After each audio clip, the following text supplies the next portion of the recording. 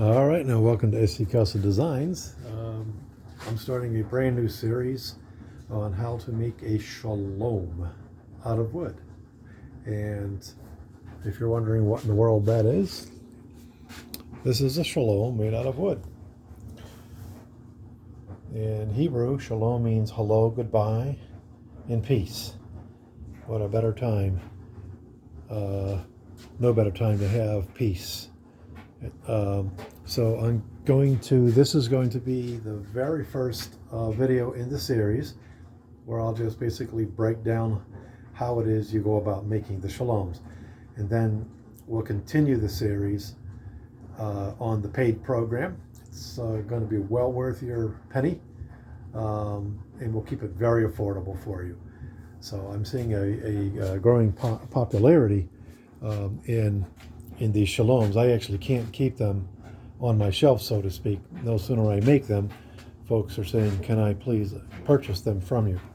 So if you're interested in making these, this is definitely the place for you to come. SC Custom Designs. If you like what you see, please give us a thumbs up, leave us comments, and we'll definitely get back to you and answer your questions, curiosities, so on and so forth. So let's break it down. All right, first thing you're going to have to do is join up some wood. And you can see that I've done that. There are three sets of these here. And essentially, you know, that's the pretty boring part. I'm not going to bother you with how do you do that. But essentially what I do is I get my glue of choice and I lay the pieces down here and I pour the glue on. I know that's very exciting. I spread out with this and then I clamp them up. And that's as simple as that gets.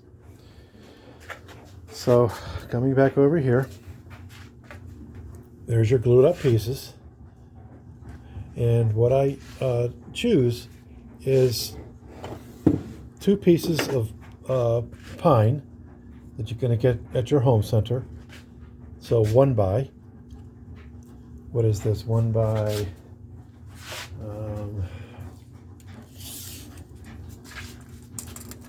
1 by 8. So this is 1 by 8, and I think I got it by 8 feet. Make sure you keep track of your costs so that you are going to get your money out. So your time, your materials, you know, your talent, the use of your choice of machine that you're going to use or tool. I use the 14-inch BandSaw. And so you got to account for your blade, your wear and tear, the price, the other things you have. So this is the Carter unit here that I have, which is wonderful for letting me make really sharp turns. And you can imagine that's pretty strategic and important to do when you consider that you're going to have to make these turns. I thought about doing that on the scroll saw. This particular unit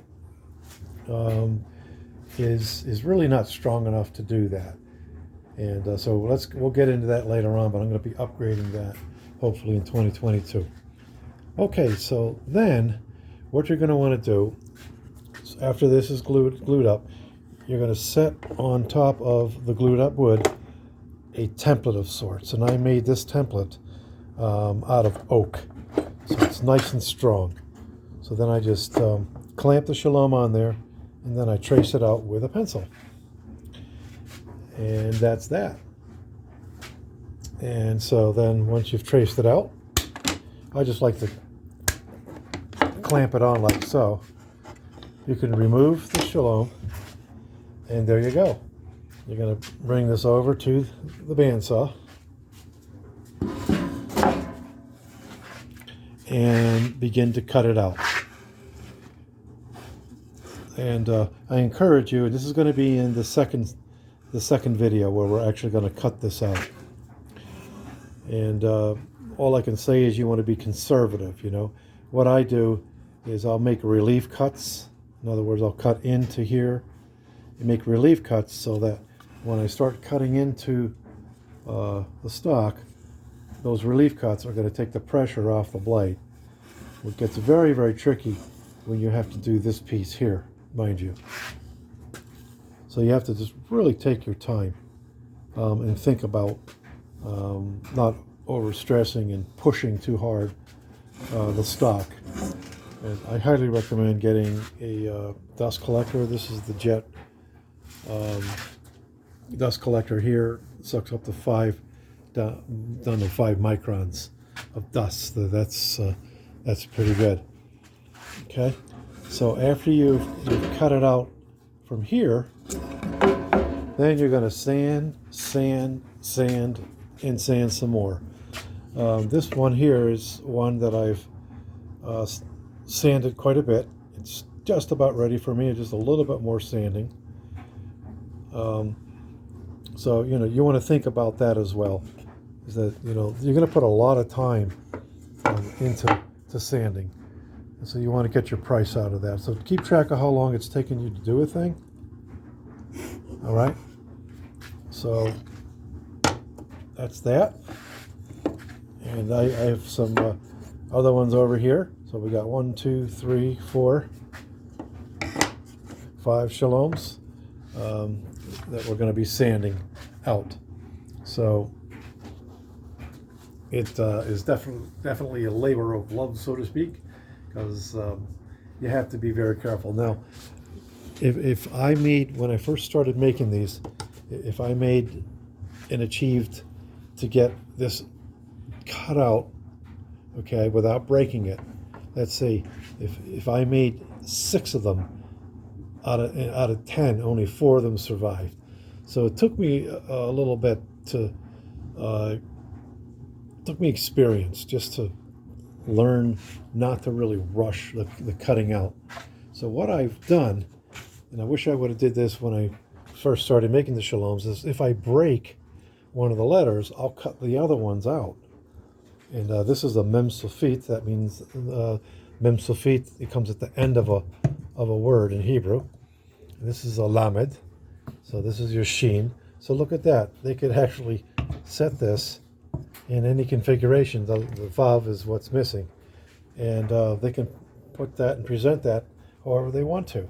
Kind of looks nice on this zebra wood, doesn't it? So don't throw those pieces away. Save them, hold on to them. So there you go. I think that's really about all I want to say about that. This is the video number 1, and this one is going to be free. So I'm going to post this one here, but the other ones where we really get into the technique and how you achieve this. Unfortunately, I don't have any finished ones to show you here in the shop because, like I said, they just sell. I can't hold on to them. I've got 2 I'm going to be delivering to a customer tomorrow, and so they're going out all over the place. Thanks for watching the mini-series on making Shaloms. And oh, I meant to tell you what the other wood was. Somehow this popped into my head just now. Let's come over here. So the top part here is poplar. And you'll remember that I was stating that I was breaking 6 out of 10 of them because I was just joining up pine. And that, my friends, was a mistake. So as strong as I thought it would be, I was alternating the grain, so on and so forth. But I have found that having the poplar in the front is a very good idea. I was having oak in the front, but oak is expensive. And what I'm finding is to get the product to the market, you really have to think about the middle. Where do you cut off on how expensive you're going to make a product? I've gone on to Etsy and I've looked at, I can't find exactly what I'm making, which I'm grateful for, but I find other Shaloms out of metal and wood, whatever, and some of them are like, $5, $2, not really sure how they're making any kind of profit off of that, but when you look a little bit close, it's just thin pieces of wood. So I like my stuff to last a lifetime and make it sturdy. So, you have to think about what price range you want to come in the market with. So my prices, I'm getting anywhere between $40 and $60. And again, it all depends if I have oak facing and so on and so forth. And so there you go. All right, thank you once again. I think that I am done. All right, just to recap, you have to join up your wood. Join it up. Here's the joined up wood here. Then it helps at some point just to make a template so you can trace that onto the wood, which I've done here. And I'm all ready to start cutting that guy out. Then you're going to sand, take it over to the sanding station, which is, how do I sand it? Just look at the series and you'll see all that. Thank you once again. We'll do our usual goodbyes, which by now you're going to say, oh, he's been using that word for quite a while. Shalom. Goodbye to all my friends in Israel and around the world. That's Hebrew. Mastalami. That's Arabic. Goodbye. And Tutsens, Afrikaans. Zaitzien, Mandarin. And Arrivederci. And au revoir. Take care. Stay safe out there.